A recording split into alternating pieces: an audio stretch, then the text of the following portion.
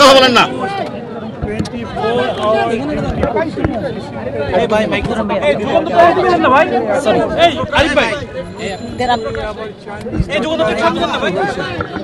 জন হপকিন্সের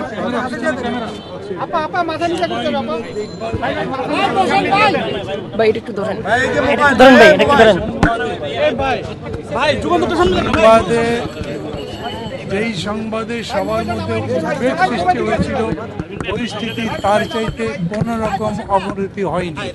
তিনি স্টেবল আছেন। তারা কোনো আশাবাদের কথা বলছেন না, কিছু বলছেন না, কিন্তু বলছেন গত কয়েকবারের মতো যেরকম তিনি খুবই ক্রিটিক্যাল অবস্থা থেকেও আবার ফিরে এসছেন, উনি ক্রিটিক্যাল অবস্থা থেকে স্টেবল হয়েছেন, ভবিষ্যতের জন্য দোয়া করে আপনারা। ওনারা আমাকে বললেন আপনি পারলে আপনার যদি মিডিয়া জিজ্ঞেস করে তাদের মাধ্যমে দেশবাসীকে বলবেন দোয়া করতে, উনি ইনশাল্লাহ ফিরে আসবেন। এই লাস্ট লাইনটা আমি বললাম, ওনারা এরকম করে বলেন নাই, তবে তাদেরকে আবার আশাবাদী মনে হয়েছে। বিদেশে নেওয়াটা এখনই নেওয়া যাবে না সম্ভবত, মানে ফ্লাই করবার জন্য যে স্টেবল কন্ডিশন দরকার ওইটা হয়নি, কিন্তু তারা মনে করছেন এটা খুব শিগগির হবে।